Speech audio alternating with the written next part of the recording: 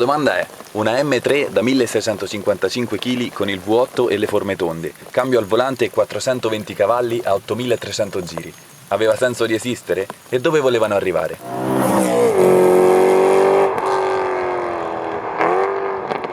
A impressionare per forza e potenza, credo.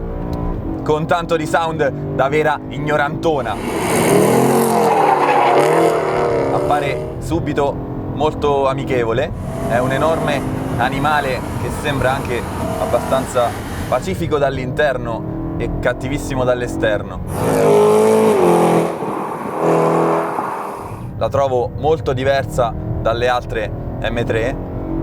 La E92, soprattutto nella configurazione col cambio al volante, è stata davvero poco considerata dalla stampa, soprattutto italiana. Come spesso accade, si focalizza su macchine molto meno interessanti, lasciando da parte delle sportive di cui varrebbe davvero la pena parlare, e questo mi incuriosiva ancora di più quando ho deciso di accettare la proposta di guidare questa macchina, che non risponde sicuramente ai miei canoni estetici, perché è forse l'M3 che preferisco meno, ma che mi incuriosiva molto per la configurazione del motore, che su quest'auto è un 4000 V8 da 420 cavalli, ovviamente trazione posteriore, con un modo di fare che io trovo molto poco M3, forse più vicina all'M5. Ero curioso del cambio, che è forse la cosa che aspettavo di più di capire, non avendolo mai provato, soprattutto su una M3, e devo dire che invece va un gran bene. È sempre, ovviamente, come dice il nome stesso, un doppia frizione, quindi la mancanza del manuale si sente a mio avviso un po' meno, perché è effettivamente più veloce di quello che potrebbe fare la mia mano e il mio piede.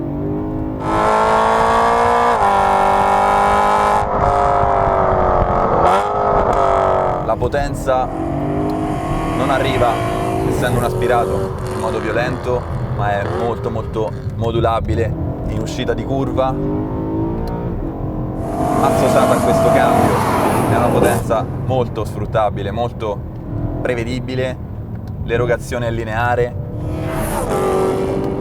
il peso direi una scemenza dicendo che non si sente, è un po' troppo pesante, un po' troppo vitaminizzata per una M3, forse per questo è considerata un po' meno delle altre, ma il modo che ha di affrontare le medie percorrenze e di scaricare a terra la potenza è molto tedesco, molto divertente, non richiede particolari qualità di guida, è abbastanza adeguata anche a chi si avvicina a queste potenze per la prima volta. Diciamo che 400 cavalli possono essere molto impegnativi sulla maggior parte delle sportive. Su questa, essendo veramente molto vellutata, molto liscia,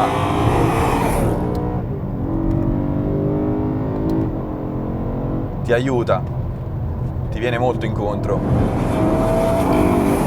Il cambio è puntualissimo, non rifiuta le cambiate anche più violente. Vedere da dentro questa gobba sul cofano sa molto di muscle car, sa molto di macchina arrogante, è una cosa che non mi dispiace per niente. È quella macchina che, parcheggiata davanti casa del vostro peggior nemico, farebbe l'effetto desiderato di incutere un certo timore. Diciamo che in bianco recupera un po', ma fosse nera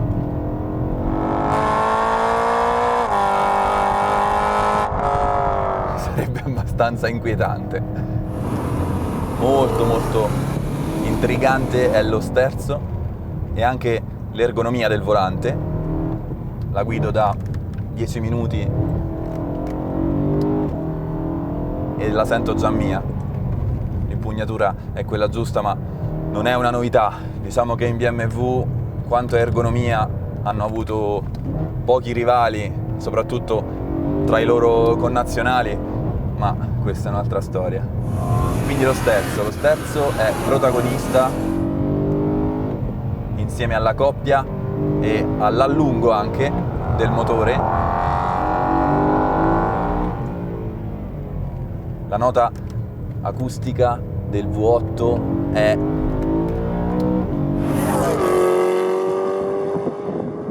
una via di mezzo tra la muscle car americana e un 8 cilindri più esasperato come quelli che facciamo in Europa, soprattutto il rilascio. Il rilascio prende un suono che non mi dispiace per niente. La strada è anche un po' umida, quindi sto attento, perché insomma non si può negare che si porta dietro un gran culone.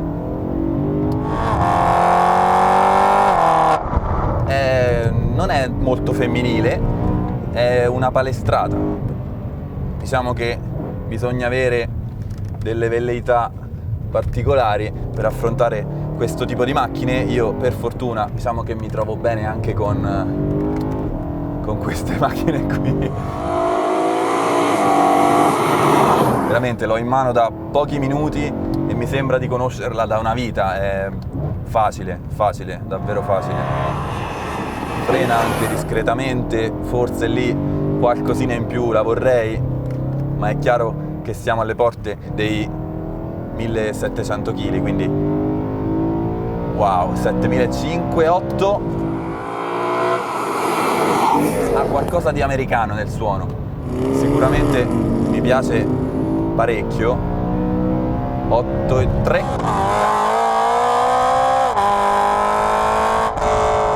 La potenza massima arriva a 8300 giri, che è comunque una soglia molto elevata per un V8 4000. Le velocità che si raggiungono sono altine, decisamente altine. Quello che un po' mi dispiace è che mi rendo conto che quello che ci farei io lo potrebbero fare quasi tutti, perché è veramente docile, al contrario di quello che suggerisce il suo impatto estetico. Una volta dentro è un po', non dico deludente, perché non sarebbe vero, non è deludente, è soltanto diversa. Certo, potenza non le manca. È chiaro che quando si parla di M3 la primissima cosa che viene in mente è il retrotreno, ma devo dire che, essendo molto preparato su quel punto di vista, mi accorgo soprattutto invece del avantreno, che è all'altezza. Di queste macchine ho sempre adorato il fatto che in qualunque cosa si tocca e si sente, è evidente che c'è stato dietro uno sviluppo lungo ed elaborato sulla pista più bella e impegnativa del mondo, che è il vecchio Nürburgring. Il regno delle M3 da sempre soffre un po', e me ne sono appena accorto, sulle sconnessioni, e questo non è strano se si pensa alla sua imponenza, alla sua massa. Questo è il motivo per cui ho voluto capire cosa mi avrebbe dato la M3 più imponente, quella più diversa dalle altre, perché questa è probabilmente quella della famiglia che si è allontanata di più dal seminato. Il bello di questa qui è che ci vai tranquillo ed è piacevole lo stesso, anche in un utilizzo medio sportivo, senza dover per forza andare nella zona M Motorsport, Nürburgring, Suicidio Edition, quindi buono per questo. Il motore in ripresa non è furioso, e non è colpa del motore, è sempre colpa di questo fantasma che si ha addosso del peso. In salita in quarta a 6.000 giri in realtà potrebbe andare meglio, potrebbe andare più forte. Vero che io sono viziato, e che ormai il problema del peso si sta un po' superando, perché ormai davvero il carbonio è alla portata di tutti, ma quando uscì questa nel 2007 avere il tetto in carbonio non era assolutamente comune. Si era visto solo sulla CSL immediatamente precedente, che era la E46, quindi un must per gli amanti del marchio BMW, che è una macchina che vorrei davvero provare. Resta abbastanza agile anche nel misto più impegnativo.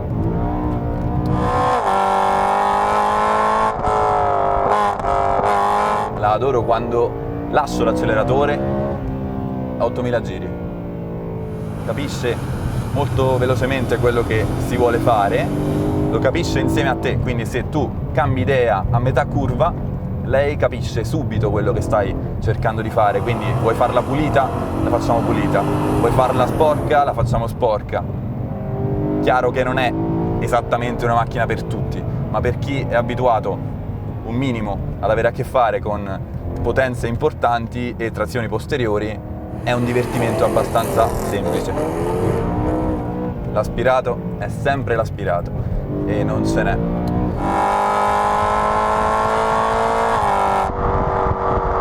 Chiaramente tutto il test si svolge con i controlli disinseriti e con la modalità M, quindi la macchina è libera, la potenza è massima, la velocità del cambio è massima, sono tutte cose regolabili, si può scegliere effettivamente qualunque sfumatura della guida, non è una cosa che mi interessa più di tanto perché tanto la terrei sempre così, quindi non vi parlerò neanche di quello che potrebbe fare nelle altre modalità perché non mi interessa. Se vi importa saperlo, sappiate che ci sono altre modalità più civili. Cambia un po' tutto quando la strada si apre e le percorrenze diventano molto molto più veloci. Diventa più intrigante. Ora, sicuramente il regno delle M3 V8 è quello delle percorrenze medio-lunghe, quindi dai il meglio in appoggio e quando si inizia a ballare sulle punte. Insomma, non è una macchina che potrei mai mettermi in garage perché è più o meno l'opposto di quello che mi piace, però capisco benissimo chi ne compra una.